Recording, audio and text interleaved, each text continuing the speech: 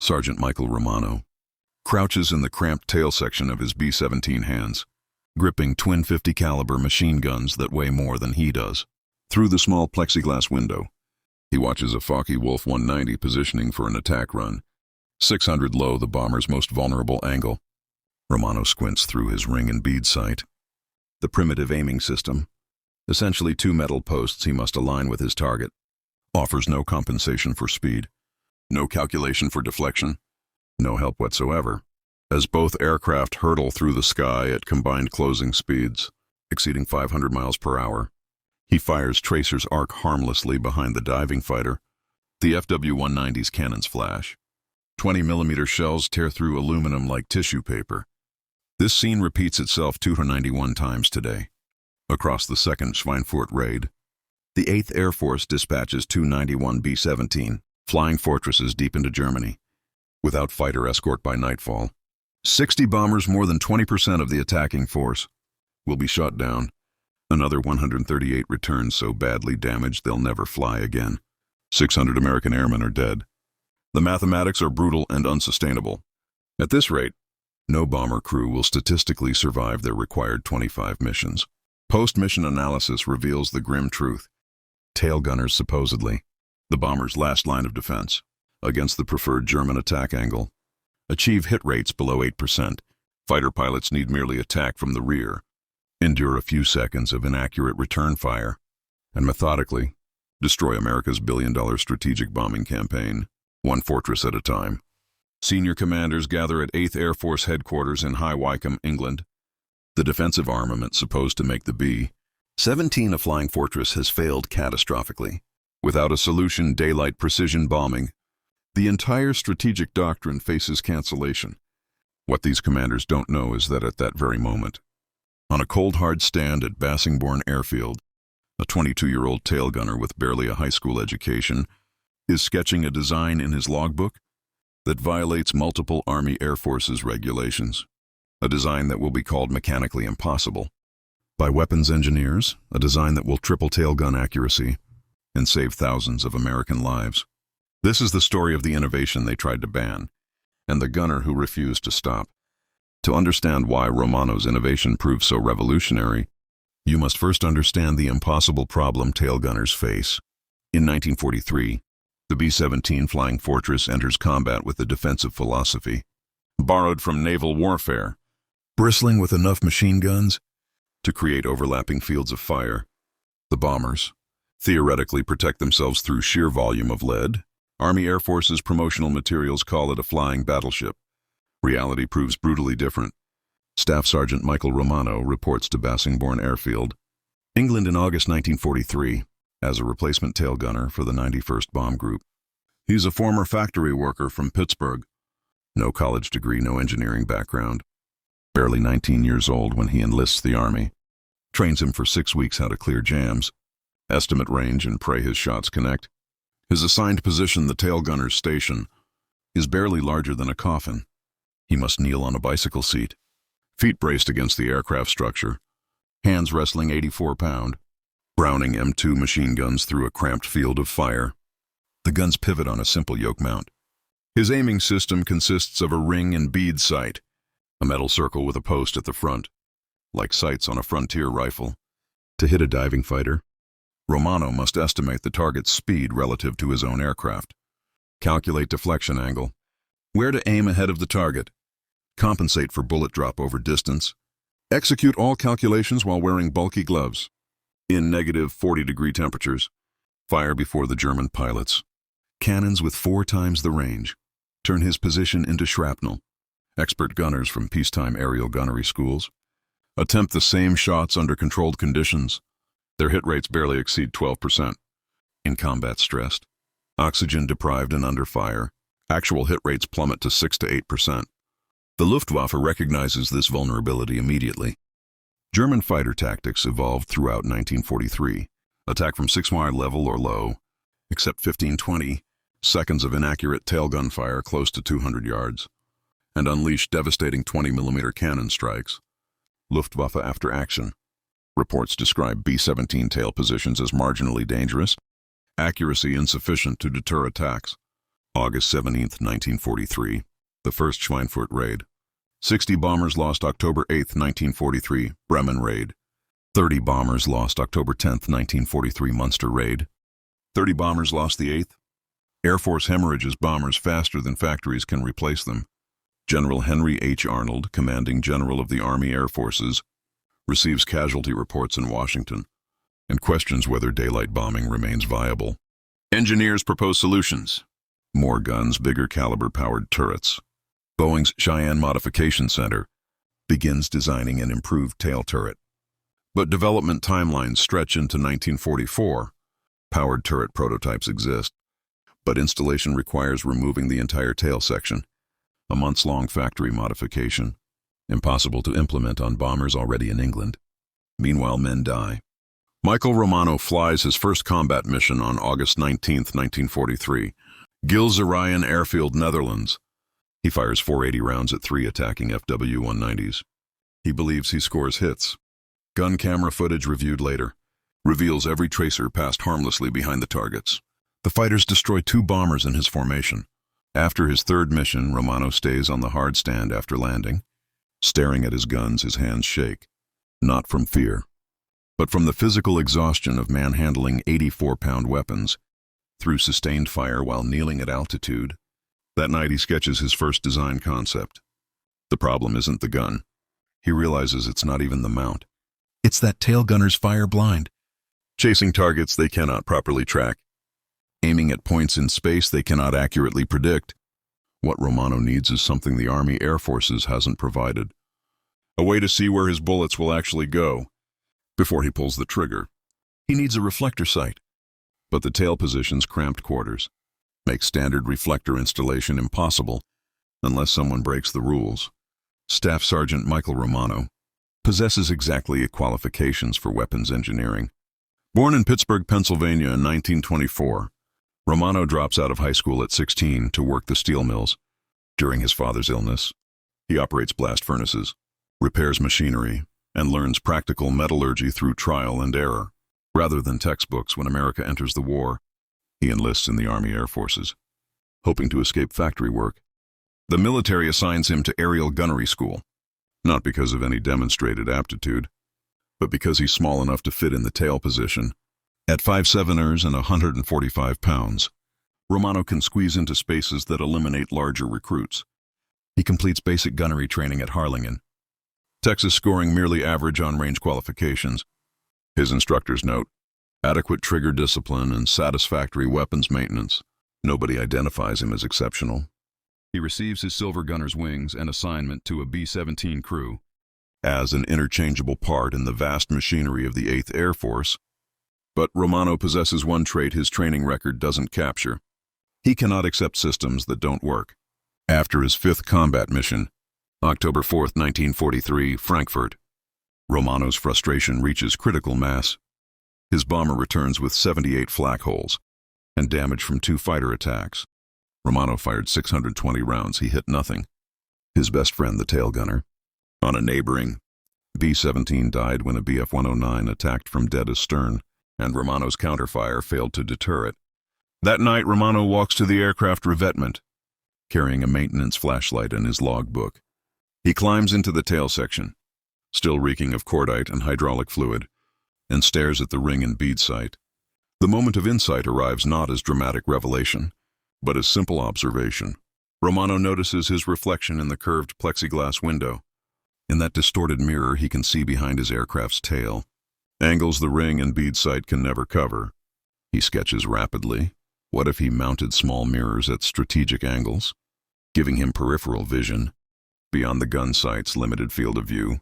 What if he angled them to show the tracer paths from his own guns, letting him walk fire onto targets by watching the reflection, rather than squinting through inadequate iron sights?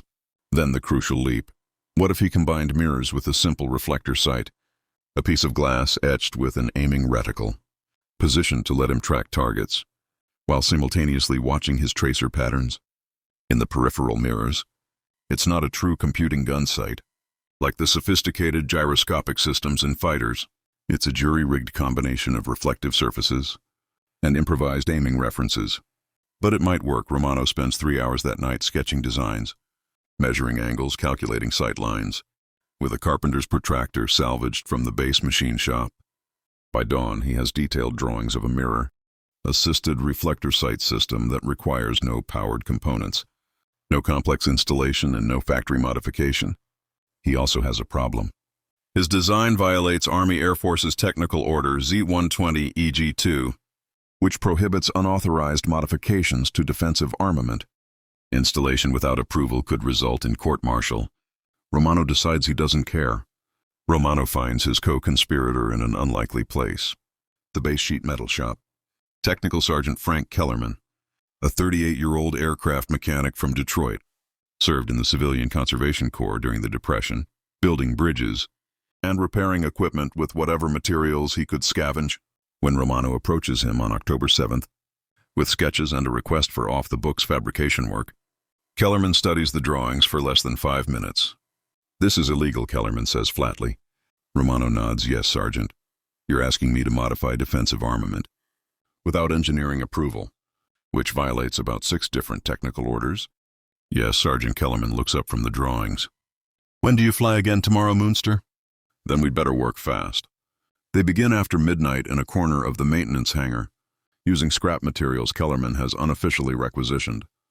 The base components come from salvaged aircraft parts, curved mirrors from damaged navigation equipment, plexiglass sheets from shattered canopy sections, aluminum brackets from written-off airframes, the reflector sight itself. The crucial component comes from a wrecked P-47 Thunderbolt fighter. Kellerman removes the undamaged gun sight assembly, designed for nose-mounted installation, and re-engineers the mounting brackets to fit the tail gunner's cramped position. The mirror system proves more challenging. Romano wants 3 small convex mirrors, positioned at angles, that provide peripheral vision of his tracer paths without obstructing his forward view. Kellerman fabricates adjustable brackets using sheet aluminum and ball socket joints from control surface linkages. They work through the night fitting components, testing sight lines, making adjustments. At 04:30, Kellerman installs the complete assembly in Romano's aircraft, a B-17G designated knockout dropper. While the flight line sleeps, the installation is crude: brackets attached with standard aircraft bolts, mirrors affixed using safety wire. The reflector sight mounts to the gun yoke via a welded bracket.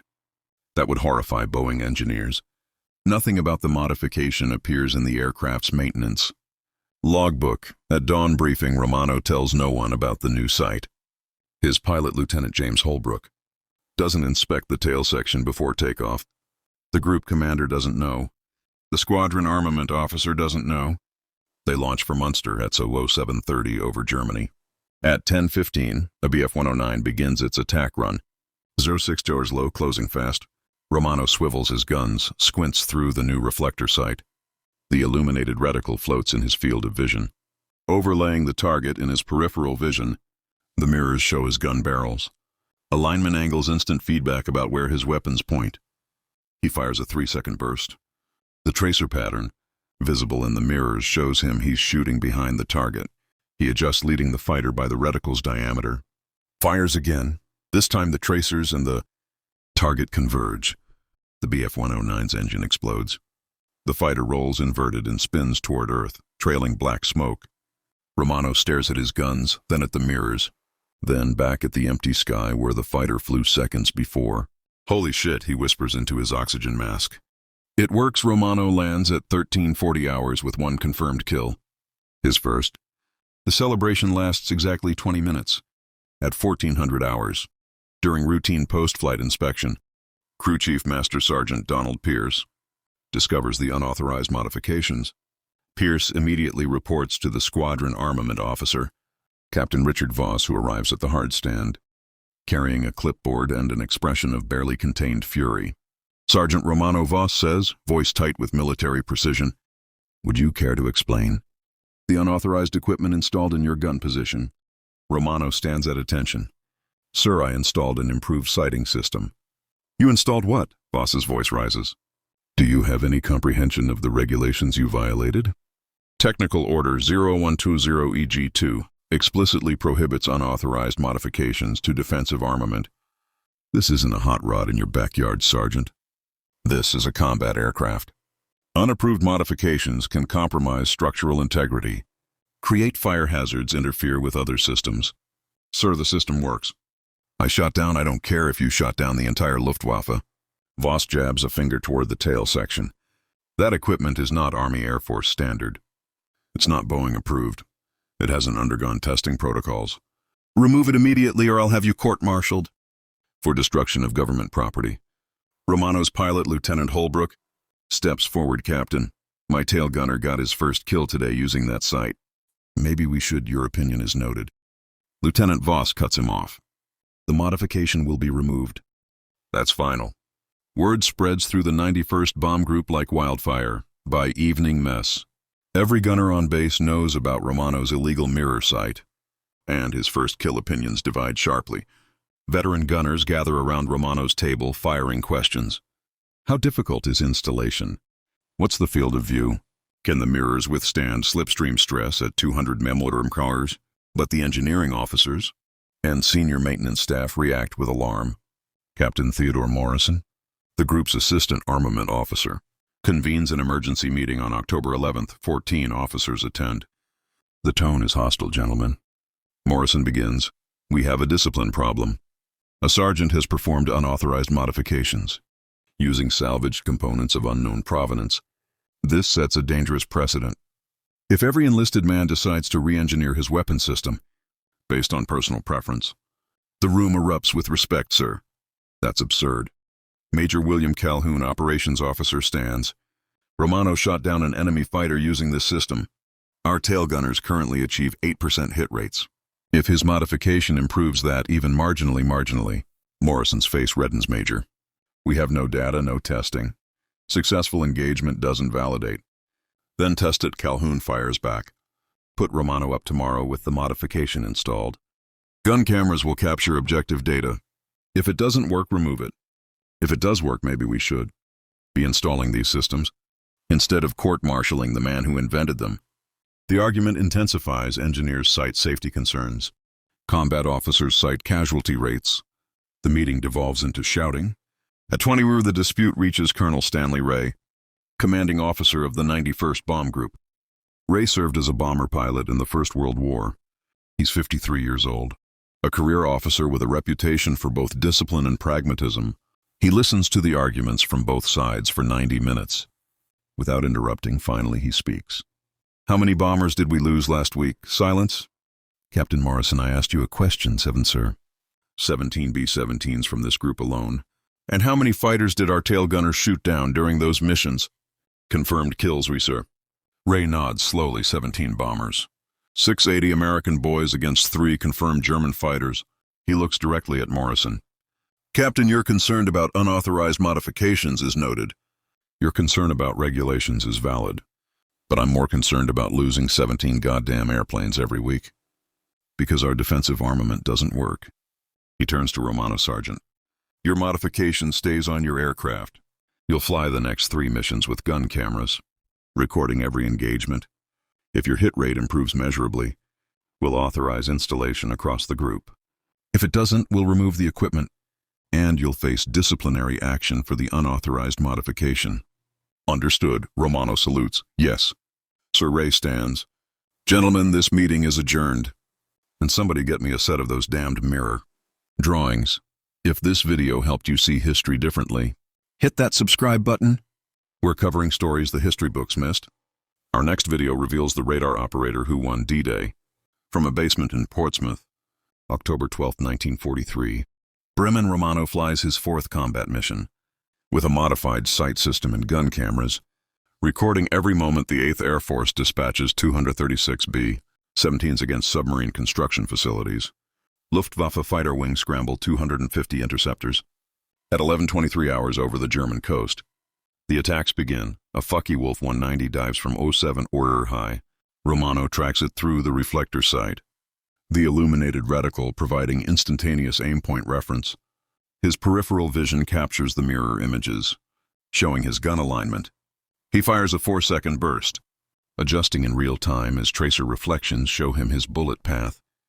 The FW-190 wing root erupts in flames. The fighter breaks off, trailing smoke. 1 or 7 hours, a BF-109 approaches from Doro 6 Norro. Level the classic tail attack profile. Romano centers the reticle. Checks his mirror feedback fires. The 109's canopy shatters. The fighter rolls inverted and dives away.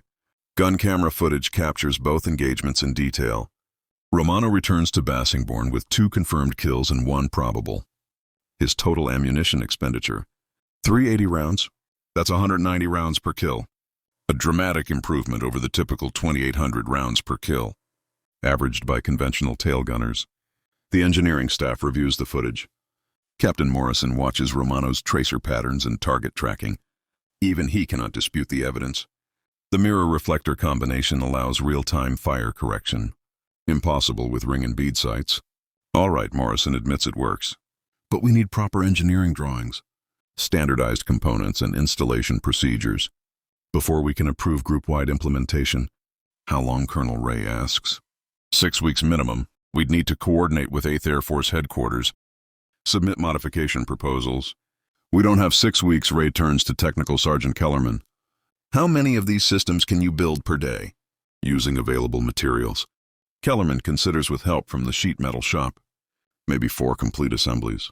If we scavenge reflector sights from damaged fighters and manufacture the mirror brackets here, then start building. I want every tail gunner in this group equipped within 2 weeks. Morrison objects. Sir, without proper authorization from 8th Air Force. Captain, I'll handle 8th Air Force. You handle the engineering specifications. Dismissed. What follows is an improvised manufacturing operation that would horrify military procurement bureaucrats. Kellerman and his maintenance team scavenge components from across Bassingbourn Airfield, reflector sights from written-off P-47 fighters, mirrors from damaged navigation equipment, aluminum stock from supply warehouses.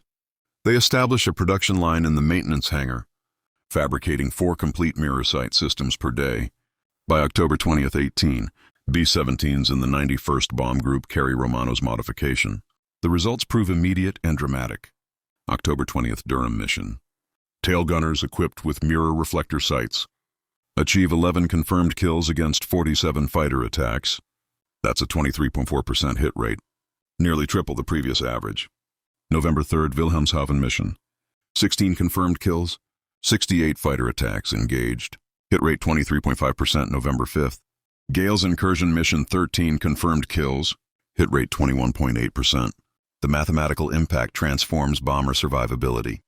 Luftwaffe pilots, accustomed to attacking B-17s from the rear with relative impunity, suddenly face accurate, sustained defensive fire. German after-action reports note increased effectiveness of Amerikaner tail weapons. Recommend revising approach tactics. Major Hans Joachim Jabs, a Luftwaffe night fighter ace, temporarily assigned to day fighter operations, writes in his combat diary, "The flying fortresses have become significantly more dangerous. Their tail gunners now demonstrate accuracy, previously seen only in power turrets. Attacks from the rear quadrant now carry unacceptable risk." The word reaches 8th Air Force headquarters at High Wycombe. On November 18th, Brigadier General Frederick Castle, commander of the 4th Bombardment Wing, arrives at Bassingbourn unannounced. He inspects Romano's tail position, personally examines the gun camera footage, and interviews Romano for 30 minutes. "Sergeant, how did you know this would work?" Romano shrugs. "I didn't, sir. But the old sights definitely didn't work, so I figured anything else might be an improvement." Castle laughs. The first time anyone has laughed about this issue in months. Fair point. He studies the mirror assembly. Testing the range of motion. This can be manufactured at depot level. "Yes, sir. Sergeant Kellerman has engineering drawings now." Components are mostly salvaged, but we could source proper materials if needed. Castle nods. "I'm authorizing immediate implementation across the 4th Wing. Every B-17 will receive this modification within 30 days. He looks directly at Romano. "Sergeant, you probably saved more American lives than you'll ever know."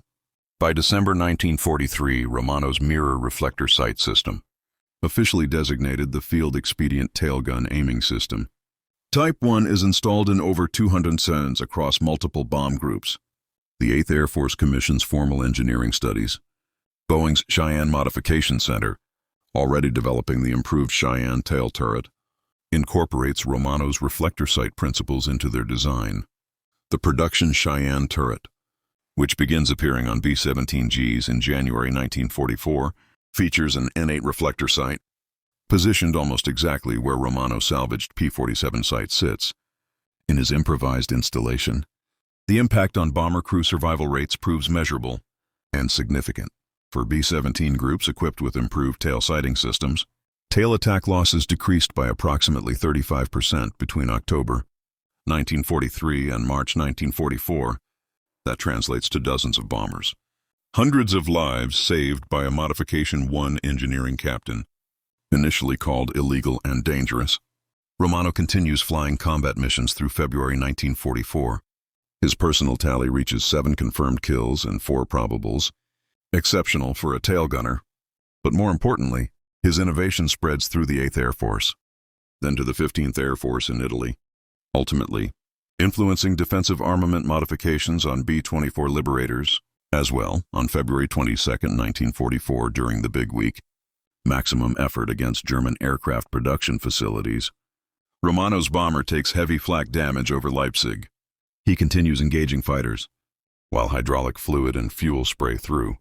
The tail section, his aircraft crash lands in Belgium. The crew survives.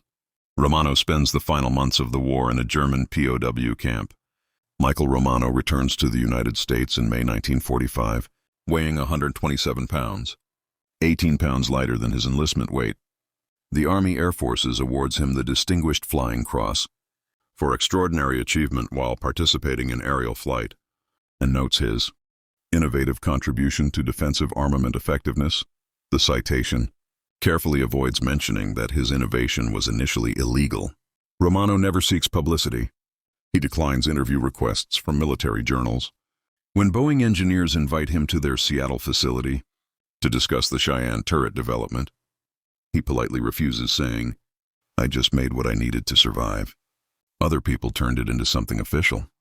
He returns to Pittsburgh, marries his high school sweetheart, and works as a machinist for 37 years. He rarely discusses the war. His children grow up knowing only that their father flew in bombers and fixed some gun sights.